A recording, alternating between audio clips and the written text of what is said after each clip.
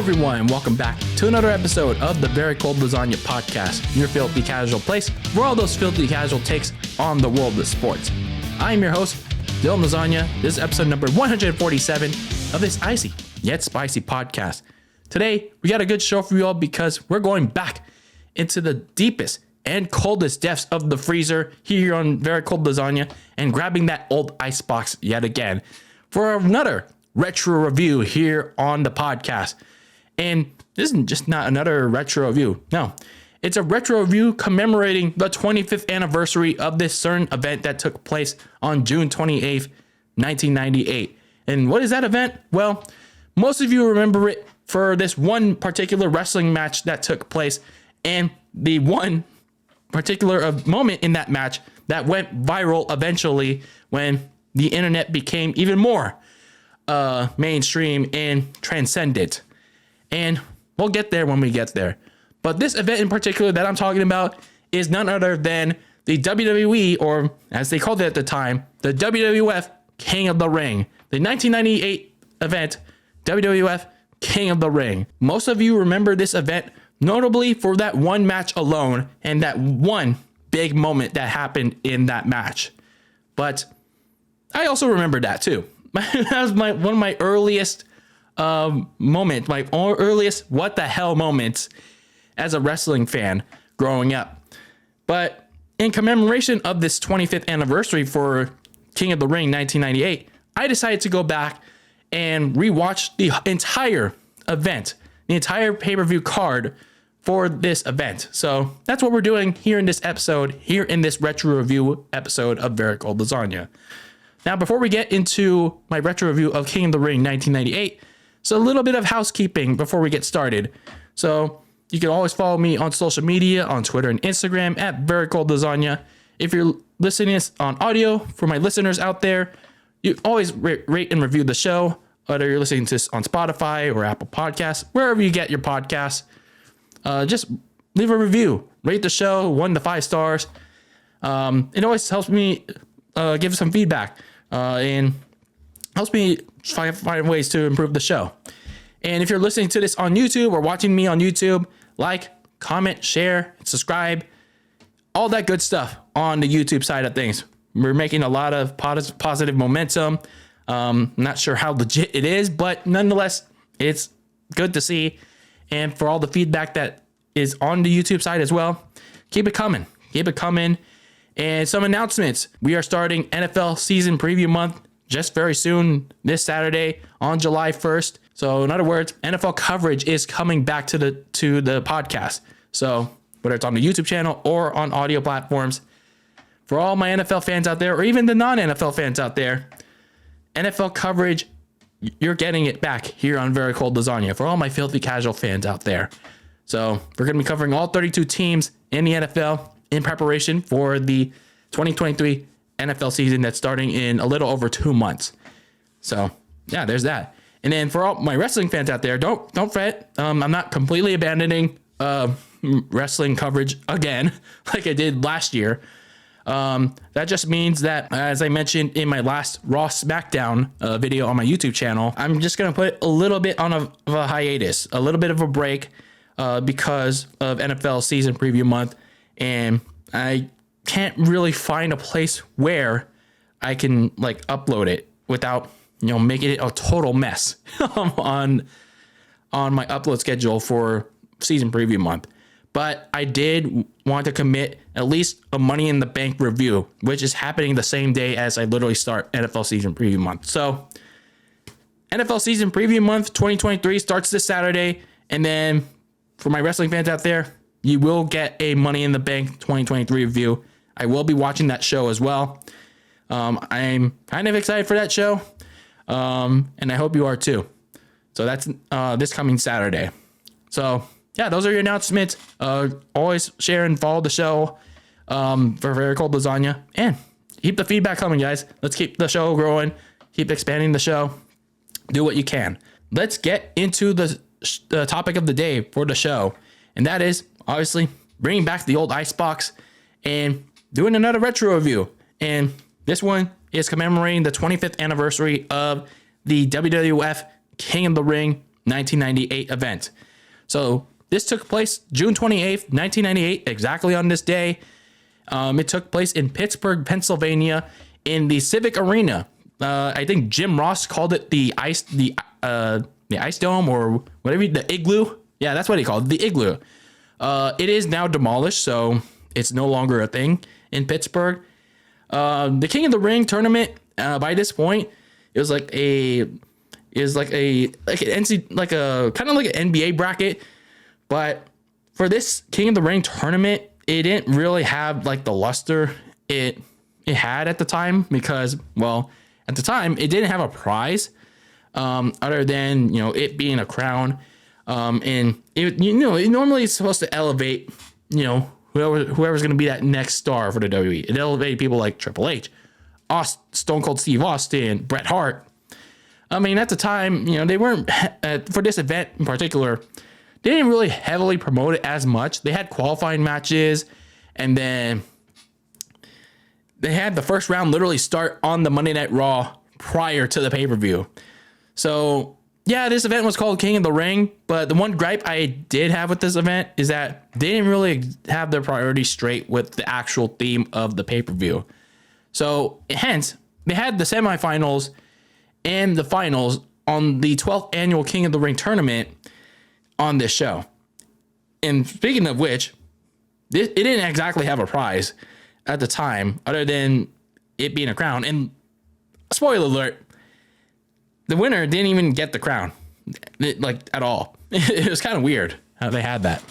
So also featured on this show was the main event matchup between the WWF champion Stone Cold Steve Austin and challenger Kane in the first ever First Blood matchup. So it's basically a matchup where the competitors had to make each other bleed. Like, whoever bled first, like literally bleed on their forehead, was gonna win the match and the WWF title. And then, of course, you had the match seen and heard around the world in that big moment. But we'll get there when we get there. So, some interesting notes that I want to talk about before we get into the actual card itself. This show was sponsored by Super Soaker, and they were heavily promoting that Super Soaker ad weeks prior to the show, especially with D-Generation X, that group with Triple H, Billy Gunn, Road Dogg Jesse James, and X-Pac. But in my opinion, like with an event like King of the Ring, and especially with all those matches on the card, kind of fell out of place. Especially when you have, what is it called? The guillotine in your poster. It just felt a little out of place in my opinion. Like, Super Soaker with the water guns, a little out of place, don't you think? But anyway, I digress. In regards to its official theme song, I initially thought, when I first heard it, I thought it was just like some generic music to replace like a copyrighted theme song, like one of those cool theme songs that you heard during the Attitude Era, when they had those really badass theme songs that they had at the time on the WWE Network, but it was replaced by a generic one for the WWE Network version. But no, I'll have you guys listen to the sample from the actual from the theme song that they had. So here you go.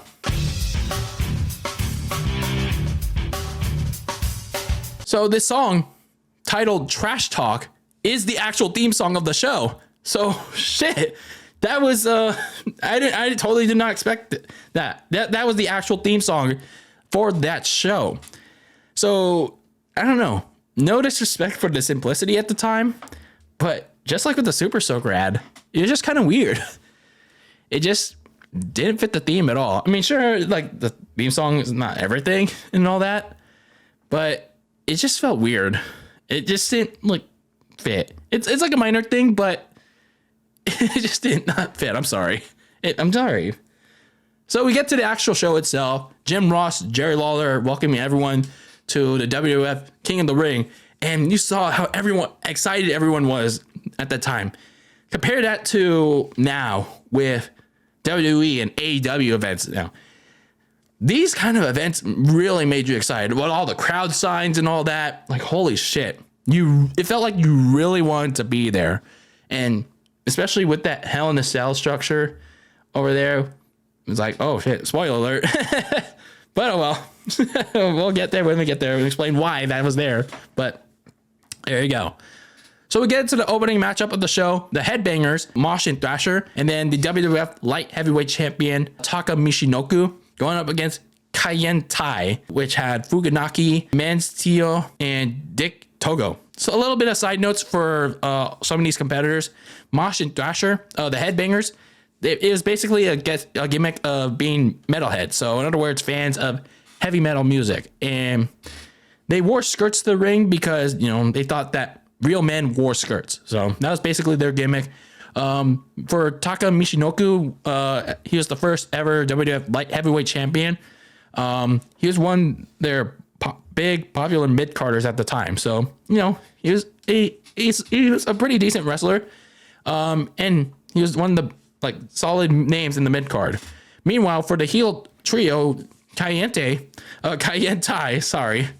Their group name was actually based on a naval institution and a paramilitary organization in Japan. So they were feuding with Taka Michinoku over him being Americanized since joining the WWF back in, I think it was March 1998. So yeah, that was basically the whole emphasis of that feud. So this was actually a bonus match added earlier in the day.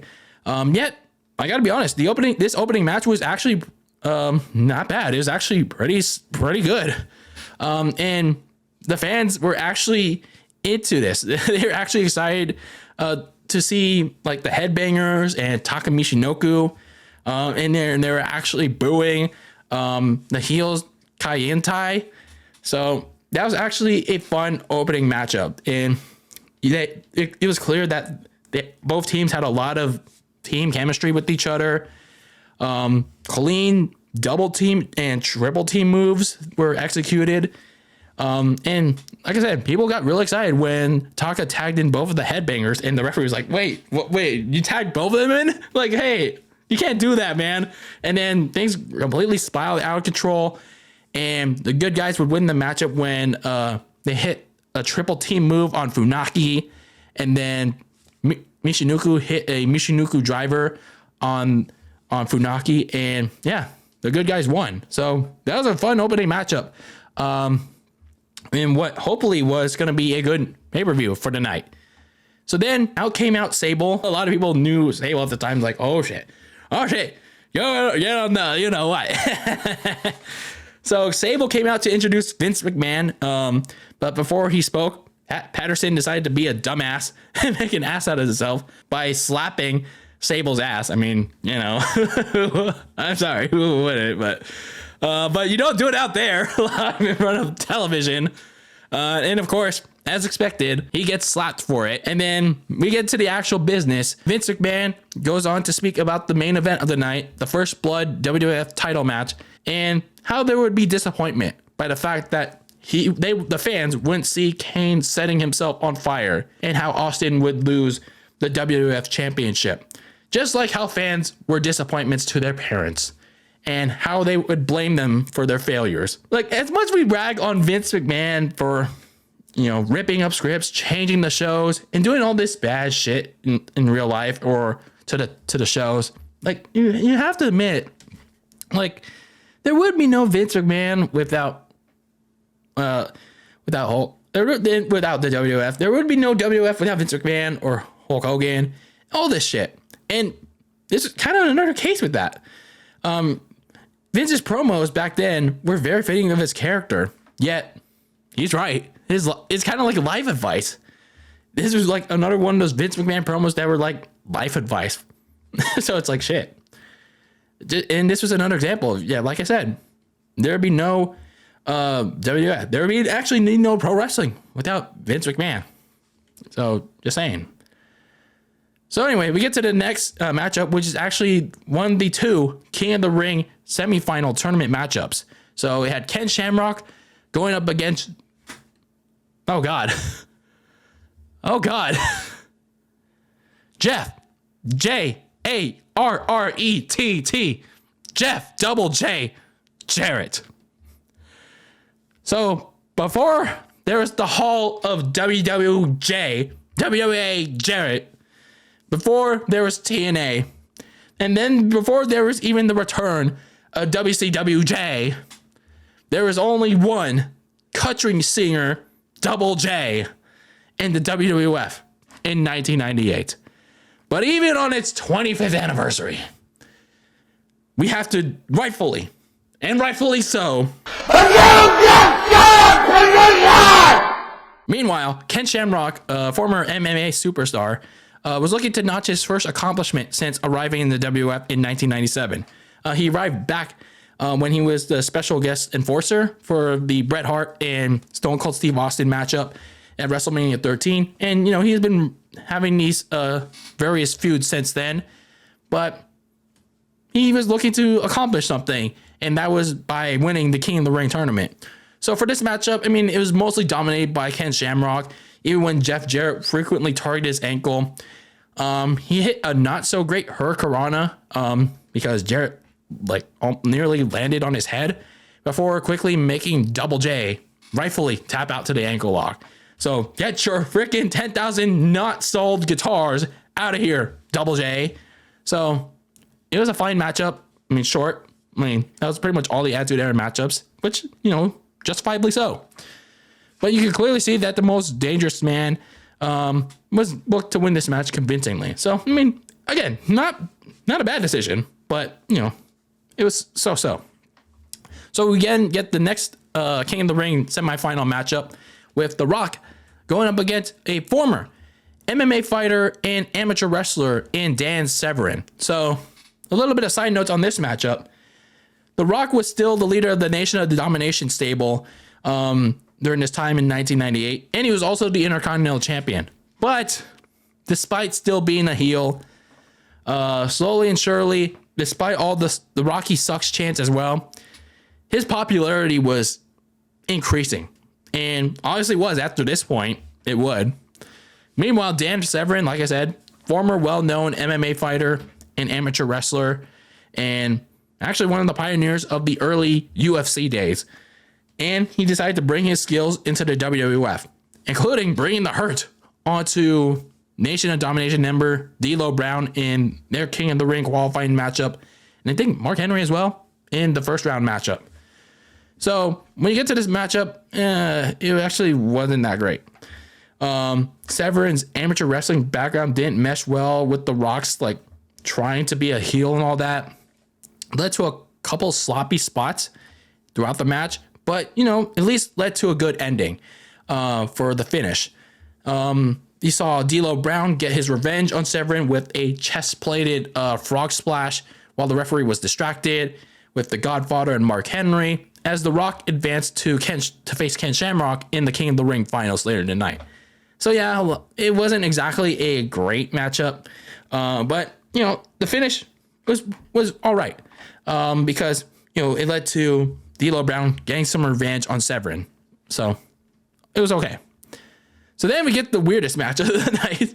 So we had Too Much, Brian Christopher and Scott Taylor going up against Al Snow and Head. For those that you don't know, Al Snow had this character of an individual with a schizophrenic disorder using a mannequin head as a prop of projection. So he introduced this character back during his Extreme Championship Wrestling tenure, a year prior to returning to the WWF.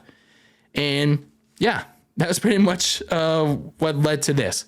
So this was Al Snow's first pay-per-view matchup since his return to the WWF a month prior. So this match also came about when Al Snow used various disguises in stealing Jerry the King Lawler's crown in an attempt to have a meeting with Vince McMahon.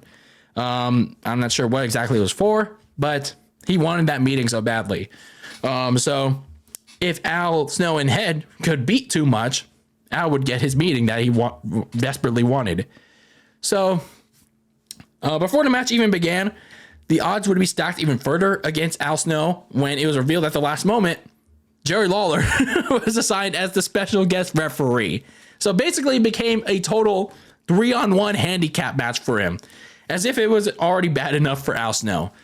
So the match had its funny moments here and there, like Jerry Lawler checking the shoulders. I think it was Brian Christopher, see if it was totally down. He was just are they down? are they completely down? And then he was slowly making the count for Al Snow. And then you also had Head's hot tag. And the match was like weird, whatever.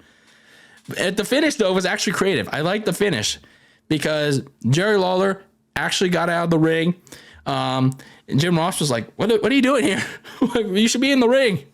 And he grabbed what ended up being a product called Head and Shoulders. Get it? And Scott Taylor attached it to Head, Al Snow's thing. And he pinned Head when Al Snow thought that he would get the win by pinning Brian Christopher for some reason. Because wasn't Head technically the legal teammate in the match? So Al Snow never tagged back in for Head. So Brian Christopher and Scott Taylor of Too Much were too much for Al Snow. So, yeah. That was a weird matchup. Probably a matchup that would get shat on by the IWC, the Internet Wrestling community, all those hardcore fans, if it happened today. But, I mean, some moments made me laugh. A lot of it, not so much. But I'll give credit for the finish, though. I'll definitely give credit for the finish. So next up, we had X-Pac versus Owen Hart. This match came about when Owen Hart had cost X-Pac his King of the Ring first round matchup a couple of days, 2 weeks prior against his DX teammate Triple H. X-Pac did return the favor in Hart's own King of the Ring matchup against Dan Severn. So that's why these two are facing each other. So I'll say that these two are pretty aggressive against each other. Both been hit, through, and pretty much just about every adjective that you want to use to describe this matchup.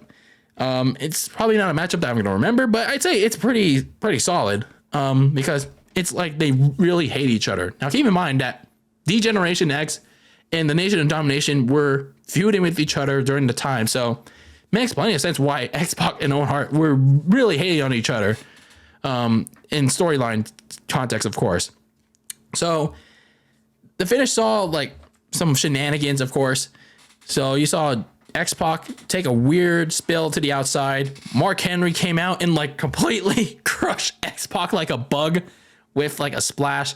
And then China comes around to get into it with Mark Henry. And then here comes Vader for some reason out of nowhere, belly bumping Mark Henry like into oblivion. And then they fought into the back. And then while the referee was trying to take care of all the shenanigans, Owen Hart actually had the match won, tapping out X-Pac to the sharpshooter. But, of course, like I said, the referee was trying to take care of all the shenanigans outside the ring. So, Owen Hart had no referee. So, China would take advantage of the distractions and hit Owen with the DDT before the referee got back in the ring and X-Pac rolled onto Owen to win the match. So, again, pretty solid match. Hard hitting, like as if they really hate each other. The shenanigans were also interesting to say the least. And yeah, pretty solid match up there.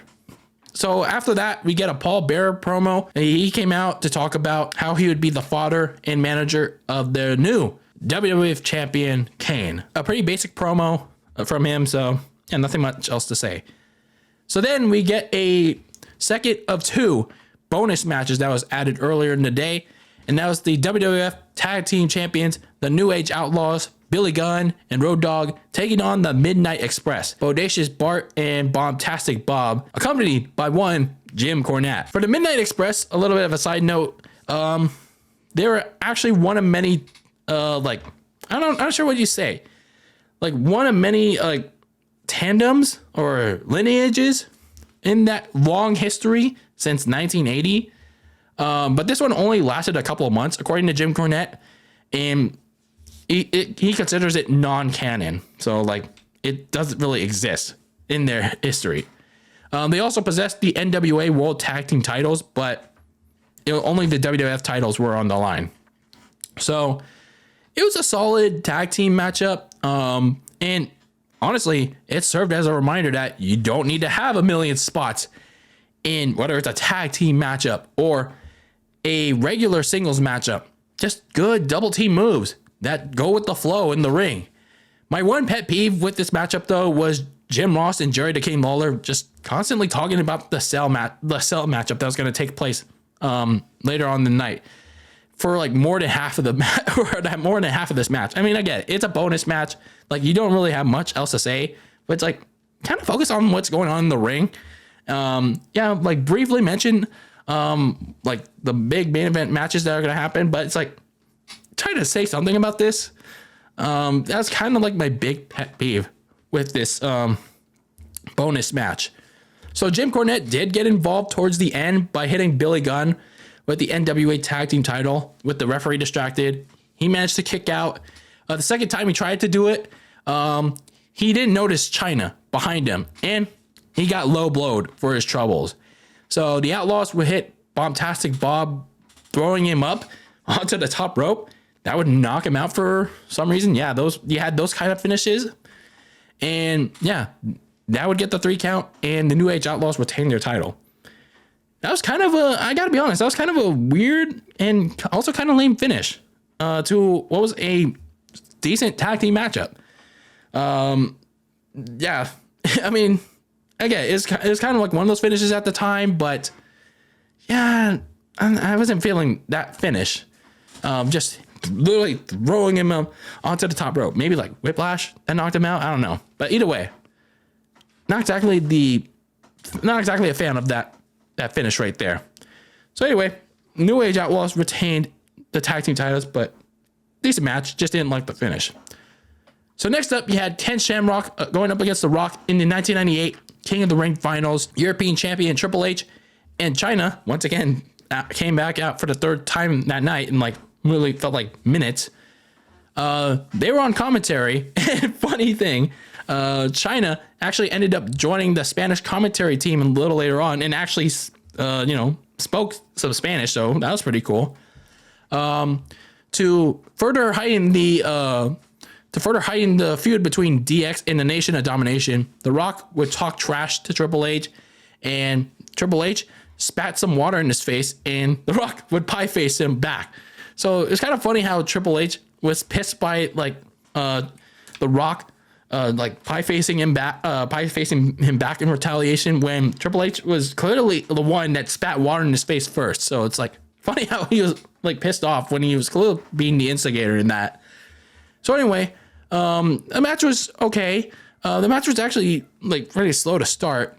Thanks to The Rock playing up as a heel, doing some trash talk, but it really picked up. And then they went on to have a pretty good wrestling match. I'd say one of the best moments of that match was Shamrock kicking out the people's elbow at the very, very minuscule second, like the last moment. It was like 1, 2, and then when the referee was about to hit the mat, boom, Ken Shamrock kicked out. So then after that, you had some back and forth near falls, and then finally you had Shamrock trap and tap The Rock to the ankle lock to become the 1998 King of the Ring. So again, pretty good wrestling match. Like when it's like under, like this was actually not a long match too. It was like under like 15 minutes or less.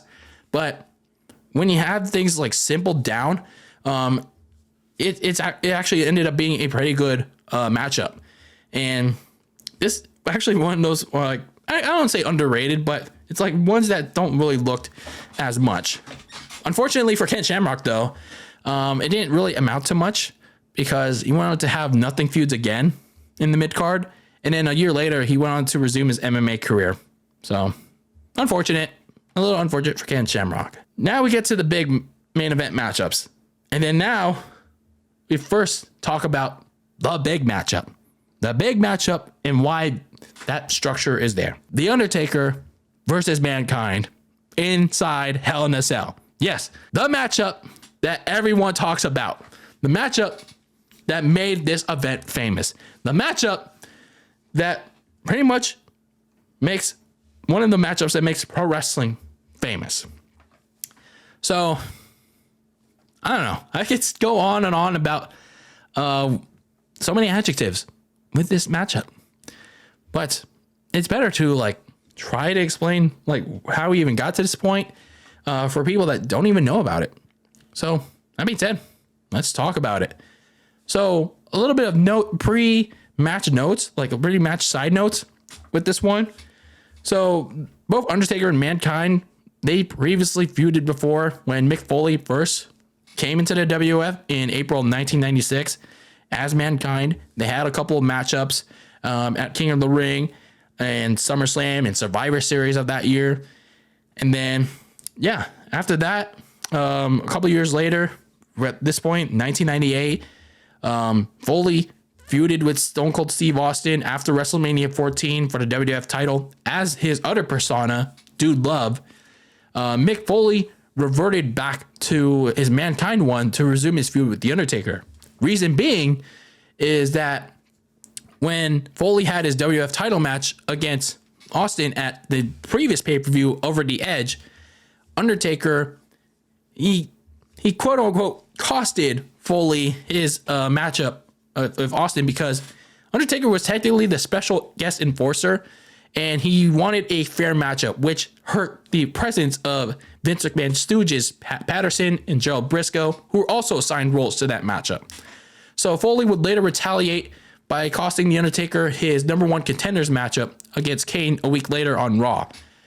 So they initially also fought 2 weeks prior in just the second ever Hell in a Cell matchup, which WWE doesn't really consider canon, in a tag team matchup also involving Steve Austin and Kane. But that ended, well, no, that didn't end in no contest. I went back and saw, like, there was like a dark segment. Stone Cold Steve Austin and Undertaker did win that match. So that is not canon anymore. That's not canon anymore.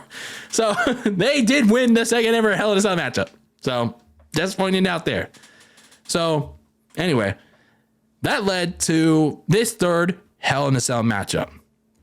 And yeah, here we go. The cell starts to lower down after the King of the Ring finals between Shamrock and The Rock. And Jim Ross and Jerry the King Lawler are like, oh shit, it's starting to lower, and they're getting all nervous as hell. And then out comes Mankind, with like the dark lighting, and then he decides to throw the chair up the cell, and then he climbs on top of the cell, and Undertaker was willing to meet him up there. And then you it's gonna get scary. We kind of felt scared for both of them if you're watching this at the time, especially if you're there live in person. I was 1 year old at the time, not a wrestling fan, but I can imagine that you're probably scared for both of them. So the cell roof nearly gave way because they were over 600, 700 pounds combined, but they were still hitting each other hard. And then after Undertaker hit a couple more hard hands to stun Mankind, we then get not just one of the biggest moments in professional wrestling history, but I guess all of history. A moment replayed however many times you can count. Undertaker threw Mankind, Mick Foley, 15 feet off the cell roof, through the Spanish announce table, and literally knocked him out. It was literally one of those early wrestling holy shit moments I had when I began my fandom in 2006. Yes, keep in mind, I was born in 97 and didn't get introduced to wrestling until 2006. But thankfully, we had YouTube. We had the internet. So when I was a kid and watched this on YouTube, it's like, fuck, this shit happened. I missed this when I was like a year old. 2 years old.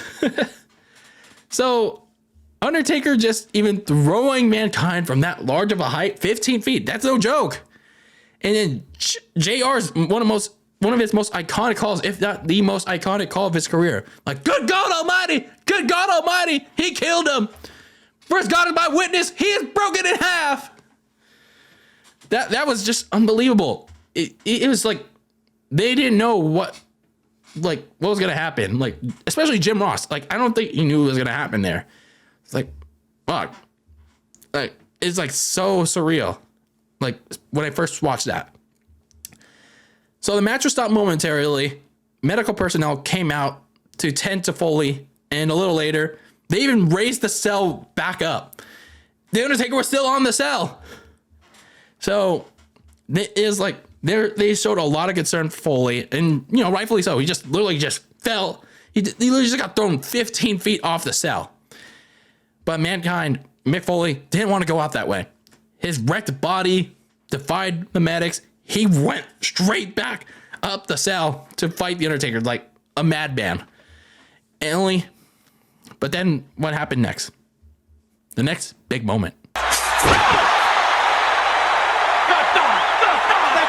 So Mankind had already flown 15 feet off the roof of the cell, and then now you just had Mick Foley fly another 10 feet through the roof of the cell. If you want to talk about a crazy son of a bitch, that was Mick Foley. Yes, ladies and gentlemen, that was Mick Foley, who was willing to put his life, his body on the line for pretty much everybody. And respect, man. Respect. So we get to the rest of this match.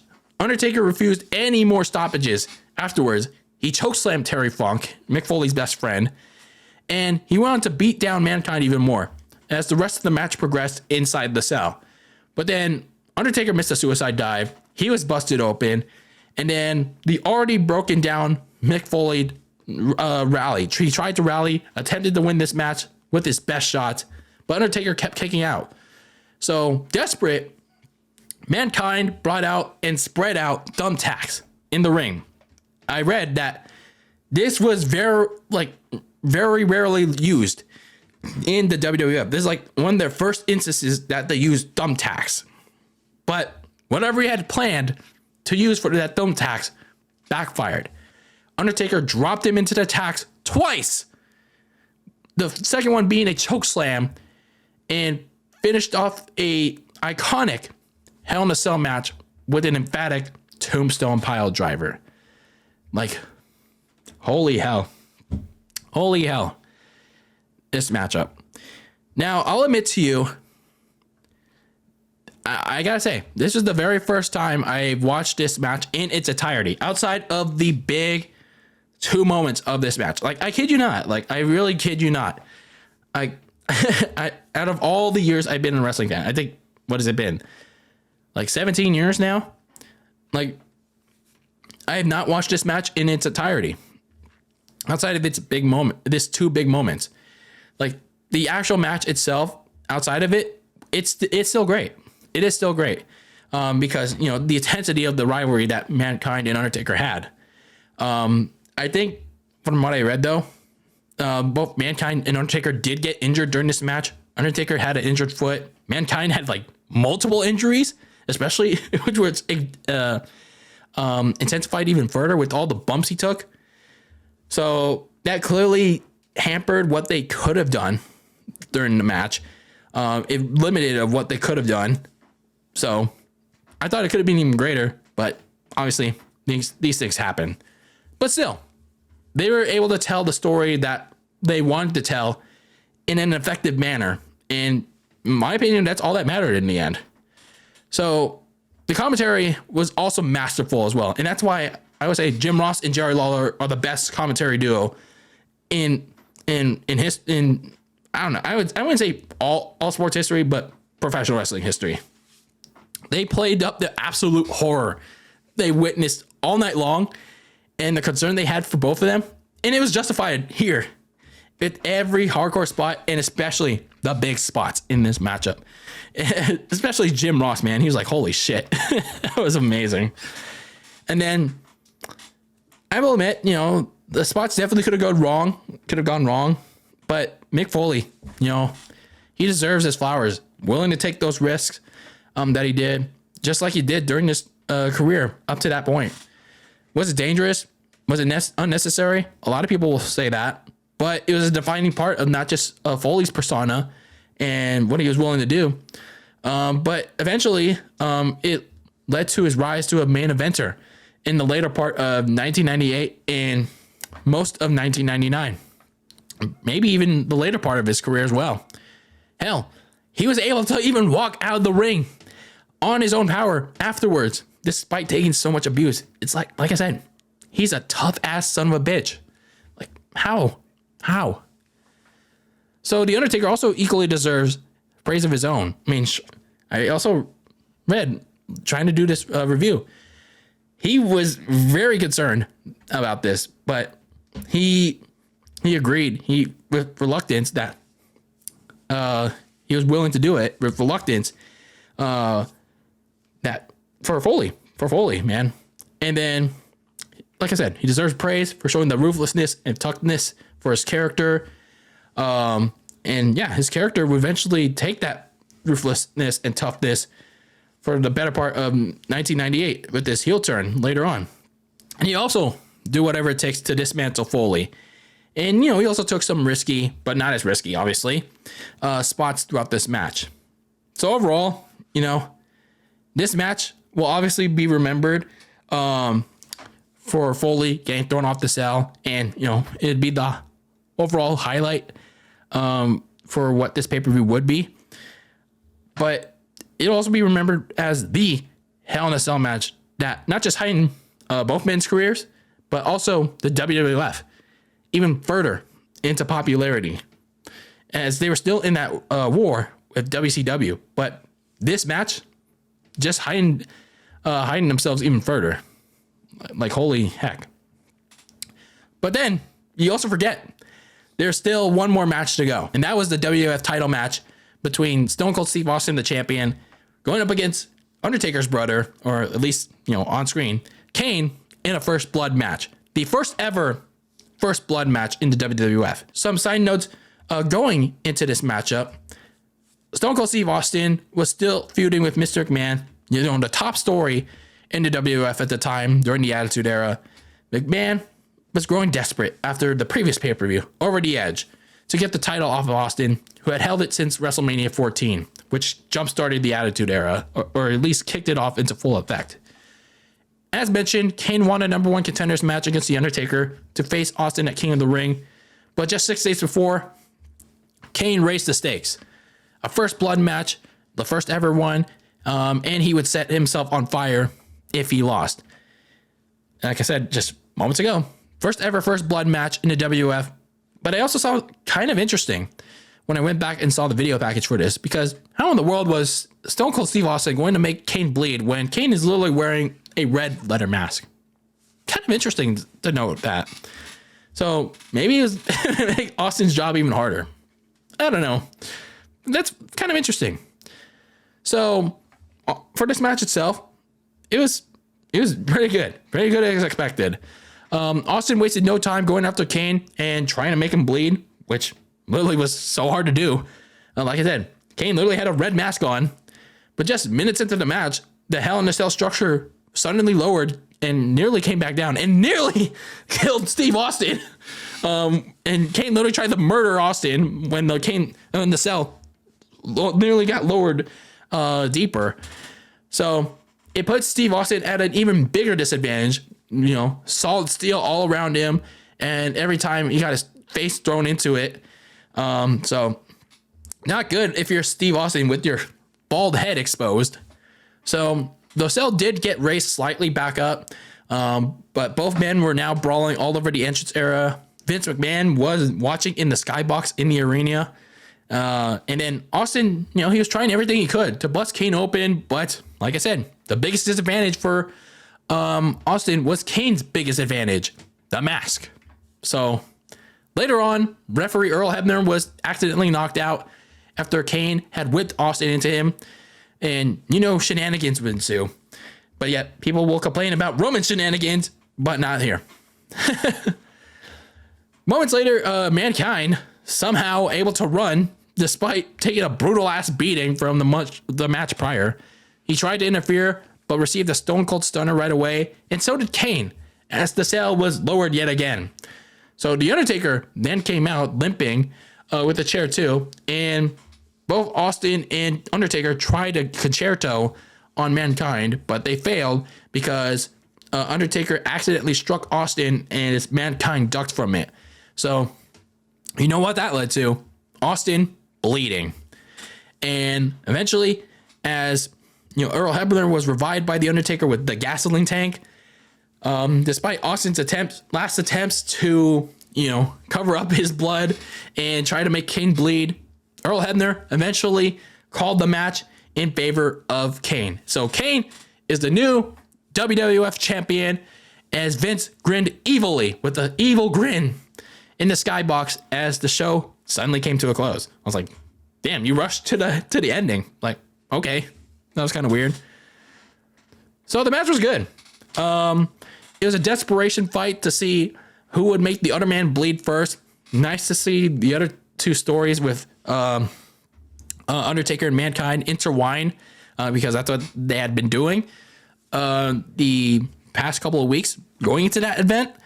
And it led to a screwy finish in favor of Kane. It was just funny to see how a rebel like Austin was so confused on why he lost when it was clear as day. You got busted open in a first blood match. It's like kind of odd for Austin's character at the time. It's like, wait, I lost? Like, what? It's like, blood's on your face, dude. It's a first blood match. Even in front of a half cautious Earl Hebner, the referee, it's like, you knew you were going to lose that match.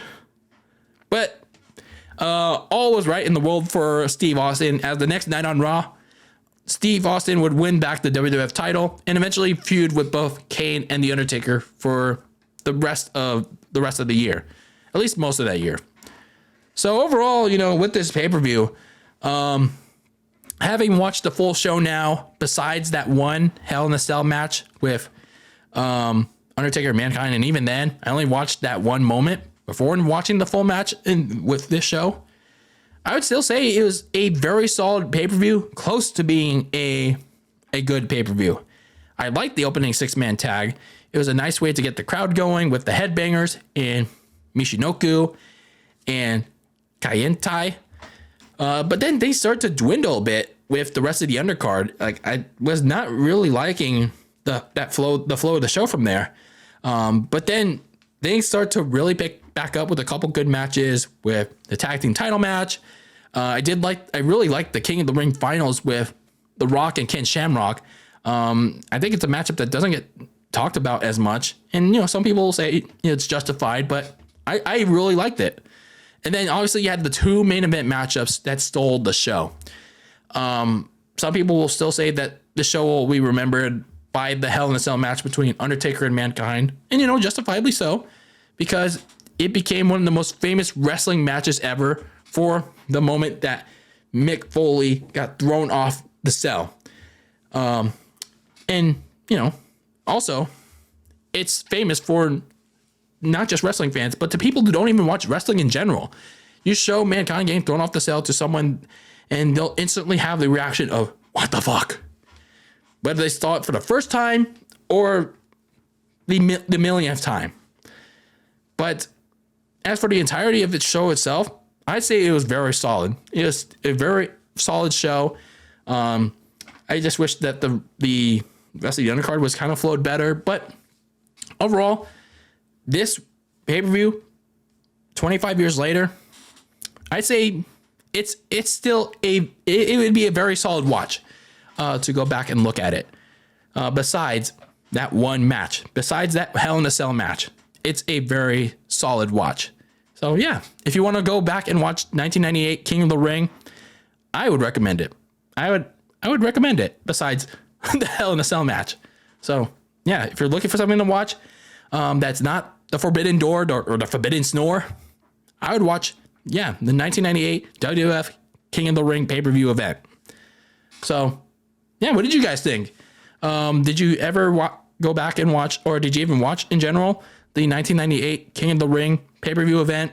Did you even see the big moment with Mankind, Mick Foley, and The Undertaker? Or maybe even the other matches on that card? What do you guys think about this event? Or this thing in general?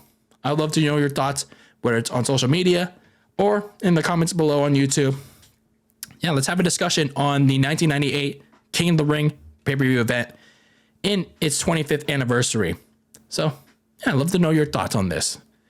So anyway, that's it for this 25th anniversary retro review of the WWF 1998 King of the Ring pay-per-view event. I hope you guys enjoyed this retro review episode of Very Cold Lasagna, episode number 147 of this icy yet spicy podcast. I'm Dylan Lasagna, your host, signing out. And yeah, keep that lasagna very cold in the fridge with your takes on the world of sports. And until next time, peace out.